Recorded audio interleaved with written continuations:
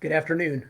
Brent Lehman again, coming to you via live stream, as I've been doing several times the last couple of weeks, and plan to continue to do this as we move into the future.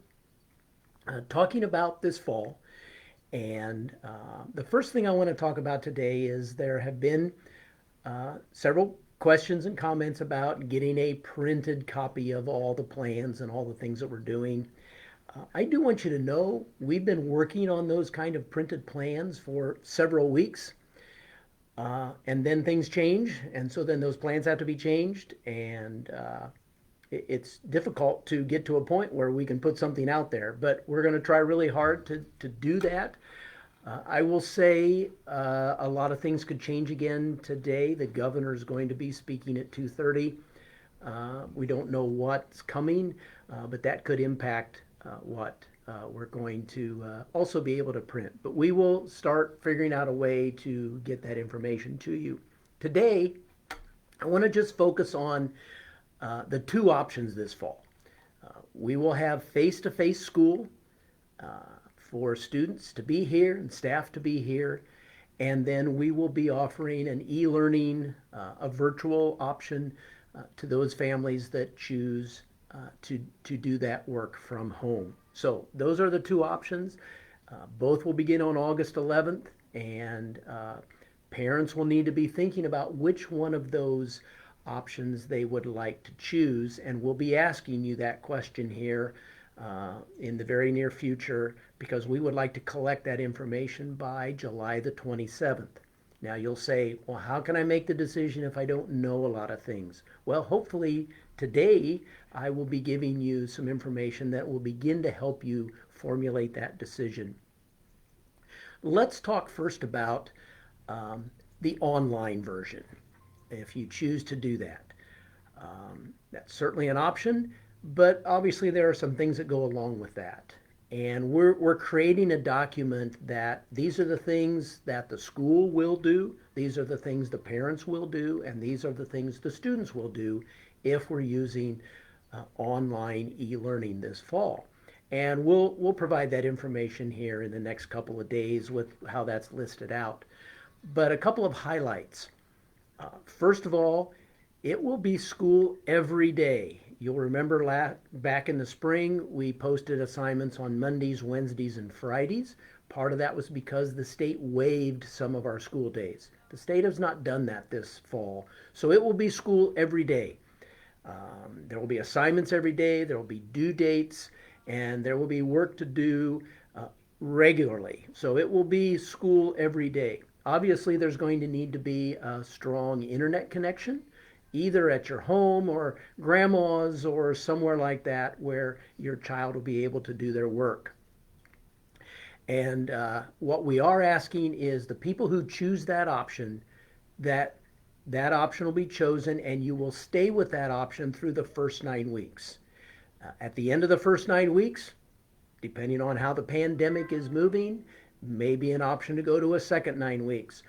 But for consistency, it just doesn't work for a student to come to school and then go home to be online and then to come back to school and that. So the commitment will be for the first 9 weeks. So that's kind of what the online will look like. And certainly from last spring, you know, parents, what the challenges that creates at home. But it is available and certainly a choice you can make. So let's talk about face to face here on campus. What is a day going to look like?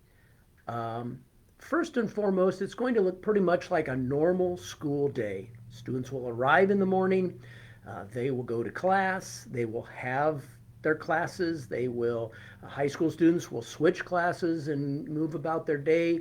The elementary students will have recess, all the students will have lunch. So the day is pretty much going to look like a normal school day. We will have far more cleaning and sanitizing. We will have hand sanitizer. We will have places where students can fill water bottles because, as many have heard, our water fountains will be shut off. And that will be how students can get water. Excuse me. And so, along those lines, students will probably want to be bringing their own water bottle so they can be filling it throughout the day. The other big difference, and if you listened to the board meeting last night, you've heard we were notified by the health department that masks will be expected to be worn by all staff and all students that are here on the campus. That again changed our plans that we had put forth to talk about here in the past. But going forward, this fall, everyone will wear a mask. So the other part about that is, what does that look like? Well, let me just read to you. I've been working with Dr. Ainsworth. I've been working with Joel Mahaffey, who's the superintendent at Adams Central, and Michelle Klauser-Penrod, who's the superintendent at South Adams. And we have worked through this wearing of masks. And here are some things. When will masks be required? On transportation, all students will be required to wear a mask or a face covering during the regular school day bus routes. Bus drivers will be required to wear their face mask coverings while loading and unloading those students on their bus. We will have staff and students who perform duties in close contact with what we call special populations. And those are the students who are most vulnerable for some health conditions. And when students and staff are in those settings, they will have to wear their mask. At lunch, masks will be worn by all the lunch staff, and masks will be worn as the students travel to lunch. Instruction. In the classroom, masks will be worn, but teachers will have the opportunity at their discretion when the students are in their seats, which will be spread apart as far as we can get them in the classroom. There will be times they can tell their students, you can take your mask down for now if you would like. So there will be a lot of those times. Our nurses and the people who will be working on our clinics, they will have masks, and they will be wearing those when they work with students. When students travel between classes or around the building, they will need to wear their masks. Our maintenance and custodial personnel, they will be wearing their masks when they are within, in and around our students and staff. Our gentlemen who mow the yard and things like that, certainly that'll be a little different story for them. But when our maintenance and custodian personnel are near our staff and students, they will be wearing masks. At recess, it's kind of a mixed bag at recess. Certainly if students are running and playing hard, they do not need to have their masks. But we also know that there are some students at recess that like to just sit with a group of friends and talk. Those students will need to wear their mask. As far as PE class, the phys ed classes are going to follow the exact same guidelines that we've been following from the IHSAA with athletics. So beginning of class, end of class, probably masked, but when they're actually doing the activity, no. So again, when would they not be required to wear masks? At recess, when they're running and playing hard, they will not have to wear their masks.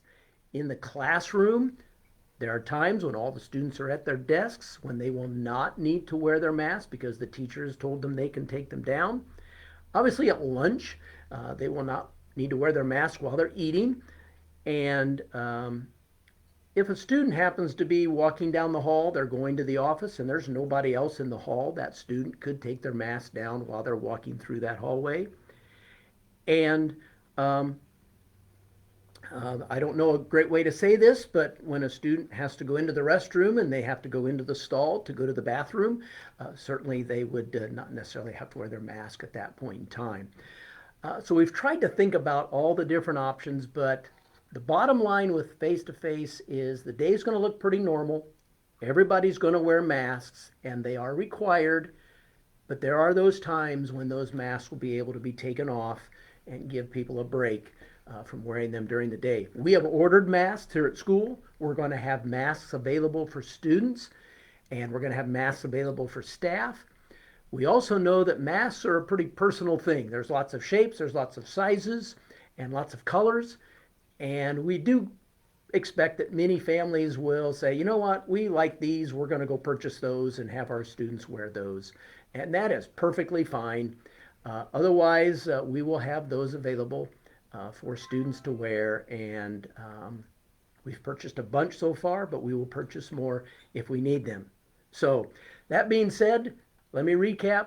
Two options this fall: face-to-face school here with masks being required and pretty much a normal school day, or the online version, which will be much more rigorous than things were last spring.